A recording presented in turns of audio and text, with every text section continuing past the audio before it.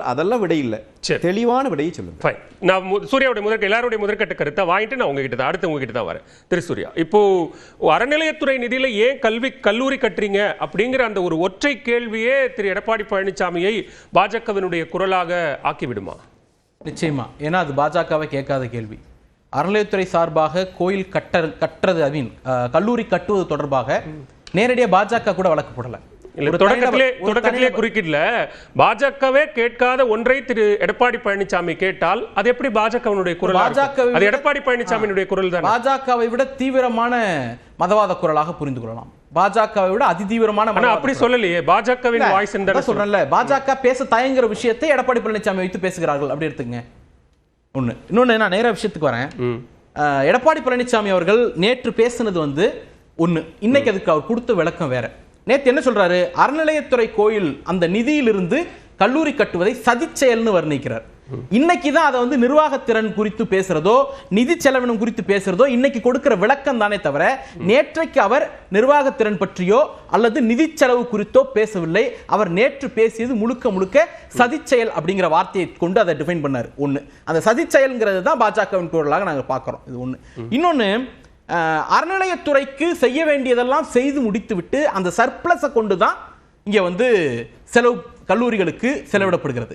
ஏன் அப்படின்னு சொன்னோம்னா, 2021 இவங்க ஆட்சியை விட்டுட்டு போகும் பொழுது அறநிலையத்துறை ஒரே ஒரு ஸ்கீம் எடுத்துப்போம், ஒரு கால பூஜை திட்டம். இந்த ஒரு கால பூஜை திட்டத்துல 12,900 கோயில் இருந்துச்சு. இன்னைக்கு 2025 ஏறக்குறைய 18,000 கோயில் இருக்கு. அன்னைக்கு 1 லட்சம் ரூபாய் டெபாசிட் வச்சிருந்தாங்க, இன்னைக்கு 2,50,000 ரூபாய் டெபாசிட் வச்சிருக்கோம் ஒவ்வொரு கோயிலுக்கும். அன்னைக்கு அடிப்படையில் அந்த பூசாரிகளுக்கு ஒரு ஊக்கத்தொகைன்னு ₹1 கூட கொடுக்கப்படல 2021 வரைக்கும். திராவிட முன்னேற்ற கழக அரசு வந்த பிறகுதான் குறைந்தபட்சம் ₹1000 ஊக்கத்தொகை அப்படிங்கிற அறிவிப்பை இந்த அரசு வந்த பிறகுதான் வந்துச்சு. அடுத்தது 3000 கோயிலுக்கு குடமுழுக்கு பண்ணியிருக்கிறோம். அதுலயும் குறிப்பா 1000 ஆண்டுகளுக்கு மேற்பட்ட, ஏன்னா டால்பின் சீதருக்கு நல்லா தெரியும், 1000 வருடத்துக்கு மேற்பட்ட கோயிலுக்கு வேணும்னா அதுக்கு எத்தனை அனுமதி வேணும், எத்தனை ப்ரொசீஜர் இருக்குன்னு தெரியும். அது மட்டுமே கிட்டத்தட்ட 275 கோயில். அப்போ ஆலயம் தொடர்புடைய விஷயங்கள் எல்லாவற்றிலும் செலவு போக மிச்சம் இருக்கக்கூடிய சர்ப்ளஸை வச்சுதான் கல்லூரி கட்டப்படுது. நீங்க அந்த கட்டுறதுனால நிர்வாகம் பாதிக்கும் அப்படின்னு சொன்னா, இவருடைய ஆட்சி காலத்தில் அந்த கல்லூரிகளை ஏன் நடத்தினாரு? ஏன் அரசு வசம் கொண்டு வரல? இது ஒண்ணு. இதே கேள்வி எம்ஜிஆர் நோக்கி அவர் கேட்கக்கூடிய துணிவு இருக்கா? இதே கேள்வி அம்மையார் ஜெயலலிதாவை நோக்கி, ஏன் நிர்வாகம் திறனற்ற அல்லது நிர்வாகம் பண்ண முடியாத வகையில ஒரு அறநிலையத்துறை கீழே ஏன் கல்லூரியை நீங்க நடத்துறீங்க, ஏன் அரசு கீழே கொண்டு வரல அப்படிங்கிற கேள்வி அவர் கேட்டிருந்தாருன்னா அது உத்தமமான கேள்வி. இன்னைக்கு திராவிட முன்னேற்ற கழக அரசு செய்யும் பொழுது அந்த கேள்வியை கேட்கிறாருன்னா அதுல அரசியல் உள்நோக்கம் இருக்கு அப்படின்னு நாங்க ரெண்டு கேள்வியை எழுப்புறாங்க. ஒன்னு, கோயில் பராமரிப்பு அப்படிங்கிறதுல இன்னும் சிக்கல் இருக்கு. மக்கள் அதிகமா வராங்க, கோயில்களை முறையா பராமரிச்சு மக்களுக்கான பாதுகாப்பு வசதிகள் ஏற்படுத்துறதுல இன்னும் குறைபாடுகள் இருக்கு. அதுக்கு ஏன் அந்த நிதியை பயன்படுத்தல? கல்லூரி கட்டுறதா இருந்தா கல்வி நிதி, உயர்கல்வி நிதி அப்படின்னு ஒரு நிதி இருக்குல்ல, கல்வித்துறைக்கான நிதி, அந்த நிதியில கல்லூரி கட்டலாமே. அதையே அறநிலையத்துறை பணத்துல தான் கல்லூரி கட்டணுமா அப்படிங்கிறதும் கேள்வி. அதாவது அறநிலையத்துறை மட்டும் கல்லூரிகளை நடத்தல அல்லது பள்ளிக்கூடங்களை நடத்தல. பிற்படுத்தப்பட்டோர் நலத்துறை தனியா பள்ளிக்கூடங்கள் நடத்துது, மாநகராட்சி நகராட்சிகள் தனித்தனியா பள்ளிக்கூடங்கள் நடத்துது. அதே போல சீர்மரபினர் துறையில, மிகவும் பிற்படுத்தப்பட்ட துறையில தனித்தனி கல்லூரிகள் நடத்திட்டு இருக்கிறோம். அதுல இருந்து வித்தியாசம் என்னன்னா, இது போர்டு, அது அரசு அப்படின்னு வருவாங்க. கல்லூரி நடத்துறது ட்ரெடிஷனலாவே அறநிலையத்துறையினுடைய அனுபவம் இருக்குங்கிற, அது இன்னைக்கு நேத்தி வரல, 1963 64 இருந்தே அந்த அனுபவம் இருக்கு அப்படிங்கிற. அந்த அனுபவம் இருந்ததுனால தான் 80களில் ஒரு மகளிர் பாலிடெக்னிக், 81ல் ஒரு ஆண்கள் பாலிடெக்னிக் எம்ஜிஆர் தொடங்கினார். அது 2003 அந்த அம்மையார் ஜெயலலிதா இன்டகிரேட் பண்ணாங்க. அனுபவம் இருக்குன்னு கருதியதால தான் இன்டகிரேட் பண்ணாங்க. அது ஒண்ணு. இன்னொன்னு, அறநிலையத்துறை திராவிட முன்னேற்ற கழக அரசு வந்தா கூட்டம் அதிகரிச்சிடும் அப்படின்னாங்க. அதை எப்படி எடுத்துக்கிறேன் அப்படின்னா, அங்க ஒரு கோயிலுக்கு போனோம்னா கோயில் கூட்டம் எப்படின்னா, ஒரு கோயிலுக்கு போனோம்னா நிம்மதியா சாமி பார்த்துட்டு வரலாம், அதாவது காசு புடுங்குற புரோக்கர்கள்லாம் அங்க இருக்க மாட்டாங்க அப்படின்னு கருதி கூட மக்கள் கோயிலுக்கு வரலாம். இல்லைன்னா கோயிலுக்கு போனா தொல்லை, போற வரத்துக்கு கூட்டம், அது இது இந்த தொல்லை எல்லாம் இருக்கும் அப்படிங்கிறதுக்காக வீட்டிலே உட்காந்து அன்னைக்கு சாமி கும்பிட்டுருக்கலாம். ஒருத்தர் இறப்பை பத்தி பேசுறாருல, அத்திவரதர் பார்க்க போய் எத்தனை பேர் இறந்து போனாங்க? 7 பேர். அதுக்கு என்ன நிதி ஒதுக்கீடு செஞ்சீங்க? அது முற்று முழுதான நிர்வாக தோல்வி அப்படிங்கிறது முதல்ல ஒத்துக்கிறாங்களா அப்படிங்கிற கேள்வியும் இருக்கு. அடுத்தது, பள்ளிக்கல்வித்துறையினுடைய கல்வித்துறையினுடைய நிதி என்ன ஆகுது அப்படிங்கிறாங்க. கல்வித்துறையினுடைய நிதி பத்திலாம் அதிமுக பேசுவதற்கு ஒரு குறிப்பிட்ட அருகதை இருக்கணும். ஏன் அப்படின்னா, அவர்களுடைய ஒதுக்கீட்டுக்கும் இன்னைக்கு ஏறக்குறைய 20,000 கோடி கூடுதலாக ஒதுக்கீடு செய்யறோம். அன்னைக்கு பள்ளிக்கல்வித்துறைக்கு அவங்க ஒதுக்கீடு செய்தது அதிகபட்சமாக 32,500 கோடி, இன்னைக்கு 46,700 கோடி ஒதுக்குறோம்.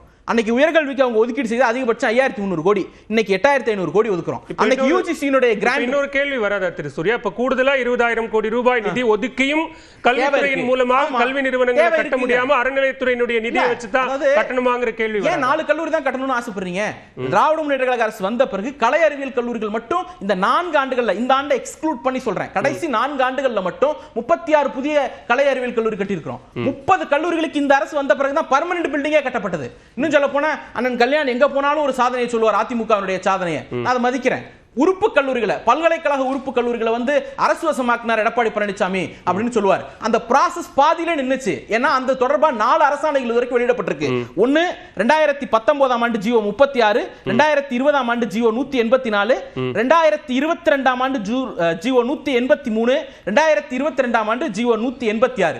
இதுல முதல் 2 ஜிஓலையும் பல்கலைக்கழகத்திலிருந்து அந்த கல்லூரிகளையே அரசு வசம் எடுக்கணும், நிதியை வந்து அரசே நேரடியாக கொடுக்கணுங்கிற பர்பஸுக்காக தான் எடுக்கணும். ஆனா 2020 ஜிஓ சரி 19 ஜிஓவும் சரி நிதியை பல்கலைக்கழகமே கொடுக்கும்னு தான் அந்த ஜிஓல கொடுக்கப்பட்டிருக்கு. 0.78 2 ஜிஓல ஒரு செக் பண்ணி பார்க்கலாம். முழுமையாக அரசு வசம் வந்து அரசே அந்த கல்லூரிகளுக்கு நிதியளிப்பு செய்தது அப்படிங்கறது 2022ல தான் திராவிட முன்னேற்ற கழக அரசு வந்த பிறகு தான். அப்ப அவங்களை விட அதிகமான கல்லூரிக்கு நிதி ஒதுக்குறோம், அதிகமான கல்லூரிகளை உருவாக்கி இருக்கிறோம், அதிகமான கட்டுமானங்கள் உருவாக்கி இருக்கிறோம், அதிகமான பாடப்பிரிவுகளை உருவாக்கி இருக்கிறோம். இதெல்லாம் கல்வித்துறையில.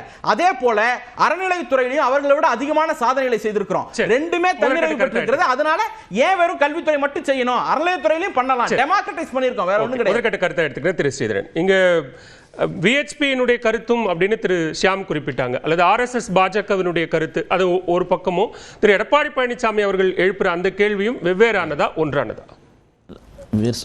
விஸ்வ இந்து பரிஷத்தும் ஹிந்து இயக்கங்கள் எல்லாம் பலகாலமாக சொல்கிறது, அறநிலையத்துறைக்கு ஆலயத்தினுடைய அட்மினிஸ்ட்ரேஷனில் அதில் மட்டும்தான் வேலை இருக்கணும், அது கூட வெளியில் இருக்கணும். அறநிலையத்துறை வந்து எந்த விதமான ஆலயத்தினுடைய வழிபாட்டு முறையிலேயோ ஆலயத்தினுடைய எந்த விதமான கோயில் சம்பந்தப்பட்ட விஷயத்தில் எந்தவித ஆலோசனை சொல்கிறதுக்கோ எதுக்குமே அவங்களுக்கு வேலையே இல்லை. அதனால தான் சொல்கிறோம்.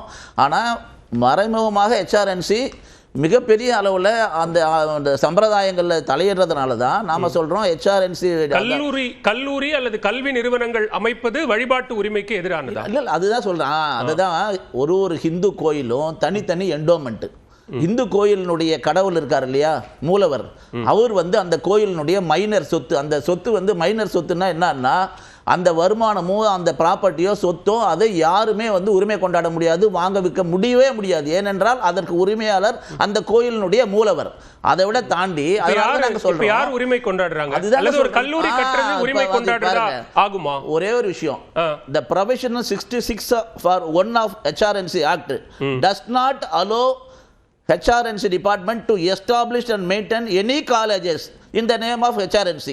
இதுக்கு சட்டத்தில் கோர்ட்டில் போய் தடை வாங்கியிருக்காங்க. காரணம் என்னன்னா, இதில் சர்ப்ளஸ் ஃபண்டுன்னு ஒரு தம்பி சொன்னார், உபரி நிதி. ஆர்டிகல் 26 அதே HRNC டிபார்ட்மெண்ட்டினுடைய சட்டம் என்ன சொல்லுதுன்னா, உபரி நிதி இருந்தால் அது ஹிந்து மக்களுடைய காணிக்கை, அது அந்த பணம் எதற்காக பயன்படுத்த வேண்டும் என்று 26 விதி என்ன சொல்லுதுன்னா, அது ஒரு கன்சாலிடேட்டட் ஃபண்டுக்கு அந்த ஃபண்ட் எல்லாம் மாற்றப்பட வேண்டும்.